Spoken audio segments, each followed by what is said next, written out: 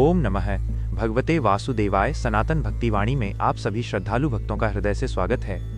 प्रिय भक्तों, आज की इस पवित्र कथा को शुरू करने से पहले मैं आप सभी का हृदय से आभार व्यक्त करना चाहता हूँ। इस संसार में आज मनोरंजन के असंख्य साधन हैं। लोग घंटों तक हंसी मजाक, फिल्में, गाने, खेल तमाशे और कभी कभी ऐसे दृश्य भी देखते हैं जो मन और आत्मा को अशांत कर देते हैं।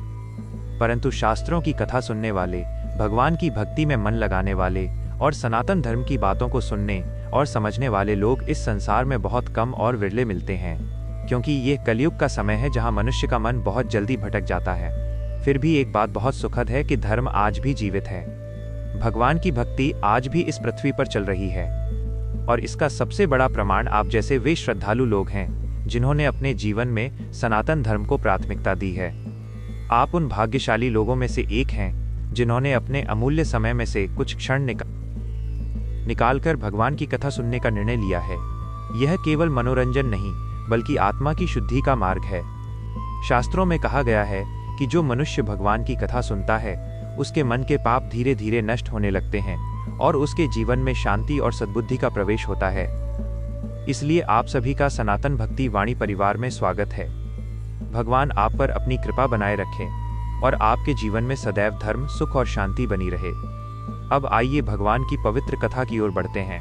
पिछले भाग में आपने श्रीमद् भागवत महापुराण के अष्टम स्कंद की दिव्य कथा सुनी थी, जिसमें भगवान वामन के अद्भुत अवतार और महान दानी राजा बलि की महिमा का वर्णन आया था।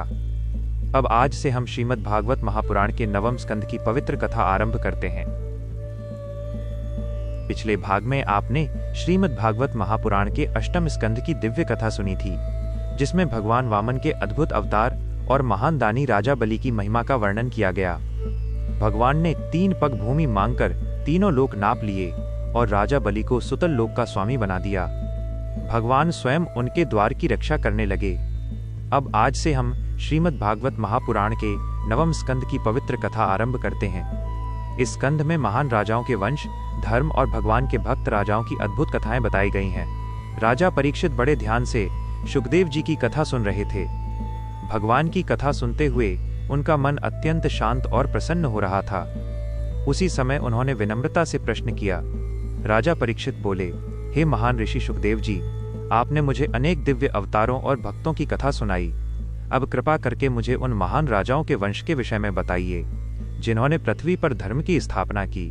शुकदेव जी मुस्कुराए और बोले, राजन, अब मैं तुम्हें सूर्यवंश और चंद्रवंश की पवित्र कथाएं सुनाऊंगा।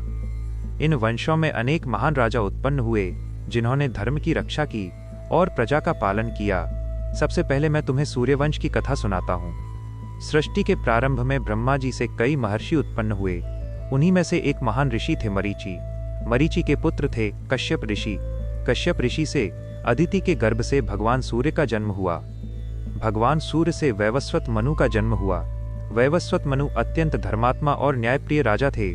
वे भगवान विष्णु के महान भक्त थे और अपनी प्रजा की रक्षा को अपना सबसे बड़ा धर्म मानते थे। वैवस्वत मनु के 10 पुत्र हुए। उनमें सबसे बड़े पुत्र थे इक्ष्वाकु। यही इक्ष्वाकु आगे चलकर सूर्यवंश के प्रथम महान राजा बने। राजा इक्ष्वाकु अत्यंत तेजस्वी और धर्मपरायण थे। वे प्रतिदिन भगवान विष्णु की पूजा करते और अपने राज्य में धर्म की स्थापना करते। उनकी प्रजा सुखी और संतुष्ट रहती थी। एक दिन वैवस्वत मनु ने अपने पुत्र इक्ष्वाकु को बुलाया और कहा, पुत्र, अब समय आ गया है कि तुम इस पृथ्वी पर धर्मपूर्वक राज्य करो और प्रजा का पालन करो। इक्ष्वाकु ने अपने पिता के चरणों में प्रणाम किया और उनका आदेश स्वीकार किया। इसके बाद उन्होंने अयोध्या नगरी में अपना राज्य स्थापित किया। अयोध्या नगरी अत्यंत सुंदर और समृद्ध थी। वहां धर्म का पालन होता था और सभी लोग सुखी रहते थे। राजा इक्ष्वाकु प्रतिदिन ब्राह्मणों का सम्मान करते, यज्ञ करते और भगवान की भक्ति करते थे। उनके शासन में किसी को दुख नहीं था। समय बीतता गया और इक्ष्वाकु के वंश में अनेक महान राजा उत्पन्न हुए जिन्होंने पृथ्वी पर धर्म की रक्षा की। इसी सूर्य वंश में आगे चलकर महान राजा हरिश्चंद्र उत्पन्न हुए जो सत्य के लिए प्रसिद्ध हुए। इसी वंश में महान राजा सगर हुए जिन्होंने पृथ्वी को अनेक बार विजित किया। और इसी वंश में आगे चलकर भगवान श्री राम का अवतार हुआ जिन्होंने धर्म की स्थापना की। राजा परीक्षित ये सब सुनकर अत्यंत आनंदित हुए। उन्होंने शुकदेव जी से कहा, हे महर्षि, इन महान राजाओं की कथाएं सुनने से मन अत्यंत पवित्र हो जाता है। कृपा करके आगे की कथा भी विस्तार से बताइए। शुकदेव जी बोले, राजन, अब मैं तुम्हें इसी वंश में उत्पन्न हुए एक महान भक्त राजा की कथा सुनाऊंगा, जिनका नाम था अम्बरीश। राजा अम्बरीश भगवान विष्णु के परम भक्त थे। वे प्रतिदिन भगवान की पूजा करते, उपवास रखते और अपनी प्रजा का पालन धर्म पूर्वक करते थे। उनका मन सदैव भगवान के चरणों में लगा रहता था। वे अपने कानों से भगवान की कथा सुनते, अपनी आंखों से भगवान के मंदिर के दर्शन करते, अपनी जिह्वा से भगवान का नाम जपते और अपने हाथों से भगवान की सेवा करते। उनकी भक्ति इतनी महान थी कि स्वयं भगवान उनकी रक्षा करते थे। एक बार राजा अम्बरीश ने एक महान एकादशी व्रत का पालन किया। द्वादशी के दिन उन्हें व्रत का पारण करना था। उसी समय महान ऋषि दुर्वासा अपने शिष्यों के साथ उनके महल में आ पहुंचे।